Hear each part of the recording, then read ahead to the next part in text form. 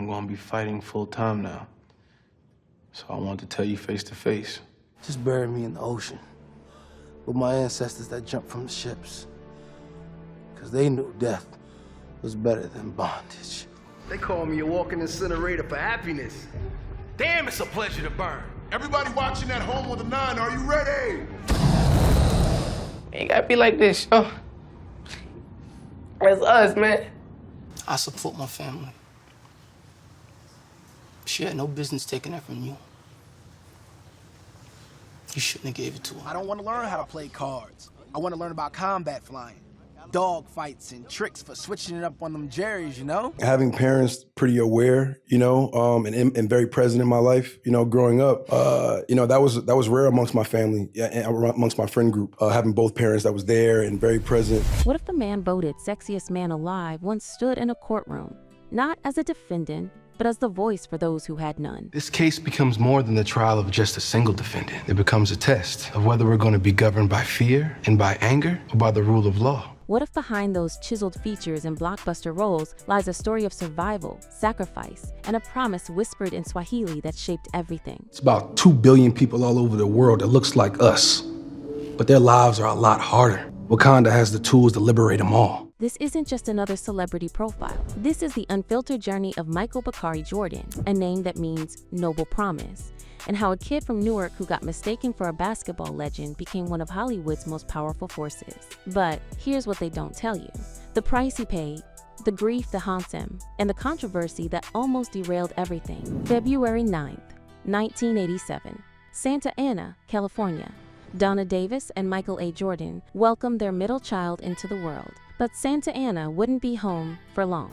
The Jordan family, 3 kids, 2 devoted parents, packed up and moved across the country to Newark, New Jersey, where young Michael would learn what it meant to fight, dream, and survive. I think coming up in Newark, New Jersey, coming up in that environment and, having, when you're younger, you're living life, you're taking it a day at a time. His mother, a high school counselor. His father, a man who understood the value of hard work. They didn't have Hollywood connections, no family in the business. What they had was faith, discipline, and a son with a name that carried weight, Bakari, meaning noble promise in Swahili. I'm not gonna change who I am for anybody, Michael B. Jordan, I got a little alteration. The B stands for Bakari. It's a Swahili of noble promise, and I try to live up to that. But there was a problem. Try introducing yourself as Michael Jordan in the late 90s. I definitely got teased a lot, but it gave me a healthy chip.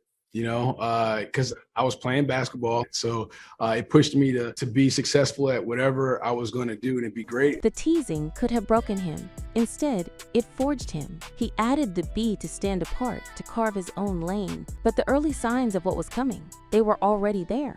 Before the red carpets and the magazine covers, Michael was the kid in Modell's sporting goods commercials, the face in Toys R Us ads. He took tap dancing lessons. He was homeschooled but convinced his way onto the Newark Arts High School basketball team because the court was where he felt alive. And she was like, yeah, why don't you, take your son, one of these auditions with me. So I went and I booked it. But acting, that was the real game. And in 1999, at just 12 years old, he booked his first significant role on The Sopranos. Hey, what you doing? Where you spin? What do you mean? I ain't doing nothing. Yes, you did. You threw that rap on the floor. Pick it up. Leave me alone. Small, but it was a start. Then came Cosby in 2000. I'm Mr. VC, now take your seats. Hey, Greasy BC, we're not doing it.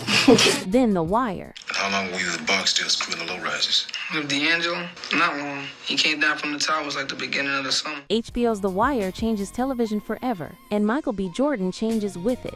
As Wallace, a soft-hearted corner boy caught in Baltimore's brutal drug trade, he delivered a performance so raw, so devastatingly real, that even at 15, he commanded the screen. Usually the characters I'm playing, each movie is different. Yeah. Each character is different. You know what I'm saying? You're not gonna go all the way in each character. You know what I'm saying? Right. It doesn't call for it sometimes. But Wallace's death, that wasn't just a plot point. It was a cultural moment. Fans mourned, critics took notice, and young Michael learned something crucial. Authenticity resonates. Pain sells. Truth matters. And be like, what I probably took with me from that is, I guess, the vulnerability. I think he was pretty vulnerable. He was just a teenager, but he'd already captured something Hollywood rarely allows black actors: full humanity. Not a stereotype, not a caricature, a person. Then came Friday Night Lights, 2009. Coach, if I break my ankle and I can't play for you no more, you still gonna come around here? You still gonna check up on me? This is my life. Vince Howard, the quarterback with everything to prove. Michael relocated to Austin, spent time at the University of Texas watching practice, studying the game. He wasn't just playing a role, he was becoming an athlete on screen. At UT, because we was down in Austin or whatever, so like they would let me go down to, down on the field and stuff, watching them practice and stuff like that. So it was, I did as much work as I can to not embarrass myself. The show ran for 2 seasons with him, and suddenly, Michael B. Jordan wasn't just the kid from The Wire. He was a leading man in training. But there was something else brewing, something darker and more profound. January 1st, 2009. Oscar Grant III, a 22-year-old black man, was shot and killed by a BART police officer on a train platform in Oakland. The incident was captured on cell phones. The footage spread. The rage ignited. 4 years later, Michael would bring Oscar's final day to life in Fruitvale Station.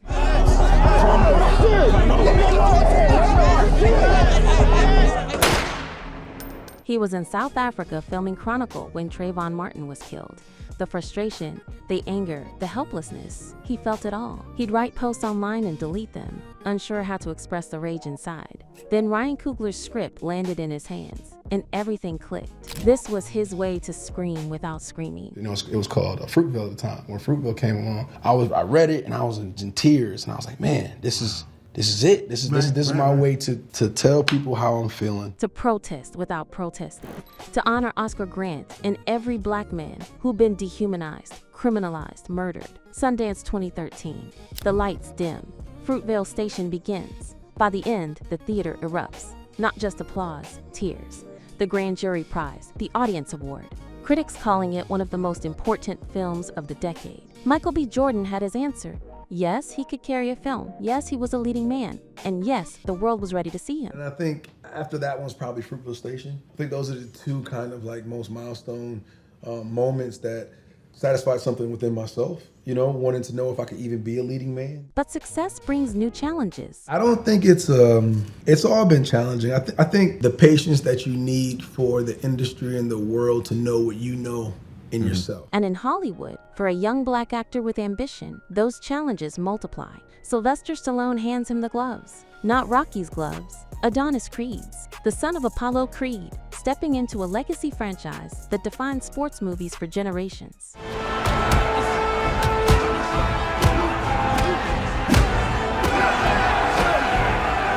Michael transformed his body. 6 days a week in the gym.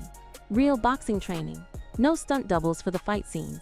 He wanted it to be authentic, to honor what Carl Weathers and Stallone built while creating something entirely his own. I never transformed my body before. I wanted to, that was another challenge that I wanted to kind of like, I wanted to see. You look at Sly and Carl Weathers, you know what I'm saying? It was, and they were chiseled. Yeah, man. especially Carl. Creed wasn't just a comeback story for Rocky.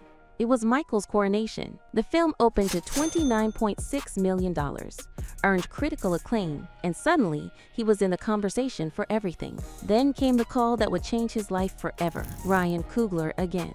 But this time, not as a hero, as a villain. No. I had the courage to do what was necessary to change Wakanda. How many people like your scientists did Wakanda protect before I took the throne? Eric Killmonger, the antagonist of Black Panther, the most hotly anticipated Marvel film in history. Except here's the thing, Killmonger wasn't really a villain, was he? A necessary part of the conversation. I think, he cared about his people just as much as T'Challa. A man fighting for the liberation of oppressed people worldwide. A product of abandonment, systemic racism, and generational trauma. He just had a different way of going about getting it done. I think he was a historian that studied history. Killmonger wasn't wrong about the problem. He was just extreme in his solution. February 2018. Black Panther opens to $202 million domestically, shattering records. It becomes a cultural phenomenon. Michael's performance? Legendary. The Hey Auntie scene alone became a meme, a moment, a movement.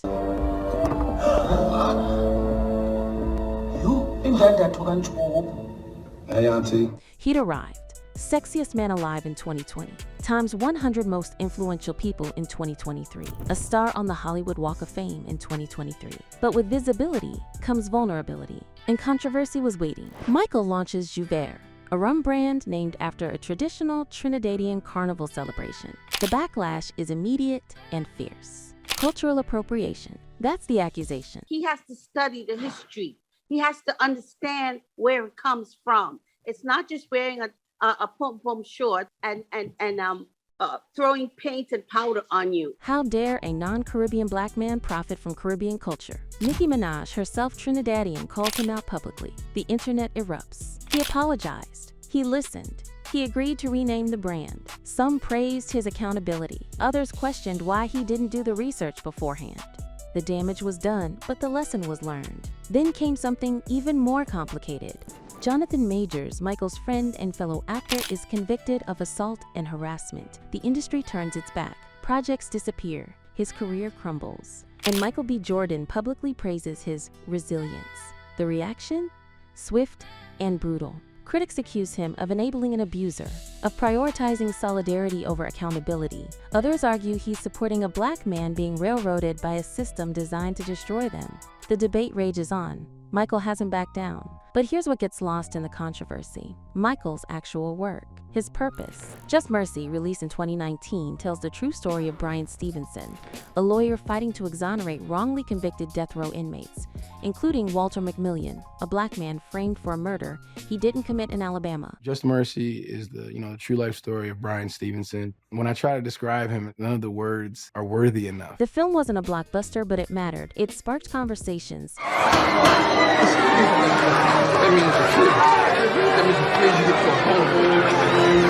It challenged systems. It reminded audiences why Michael chose this career in the first place, not just to entertain but to enlighten. And he wasn't done. March 3rd, 2023, Michael steps behind the camera for the first time as a director with Creed 3, the biggest opening weekend for a Creed film, the biggest domestic opening for a sports movie ever. 3 years of his life, learning, failing, growing, communicating with every department, speaking everyone's love language, leading a massive production while also starring in it.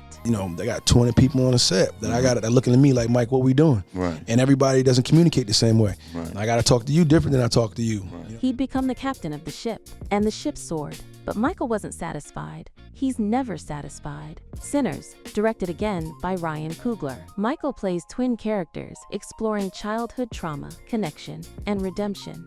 Somebody take me into arms tonight. The role required him to dig deeper than ever before, to examine pain he'd spent years avoiding. And there's more coming. Animation project, business ventures with Obsidian Works, his marketing agency, ownership stake in AFC Bournemouth, a Premier League football team, a rum brand, renamed, redesigned, relaunched. As of 2025, Michael B. Jordan's net worth sits at approximately $50 million. Not bad for a kid from Newark who was teased for his name. He's a man navigating fame, controversy, grief, and ambition, all while trying to honor that Swahili name his parents gave him.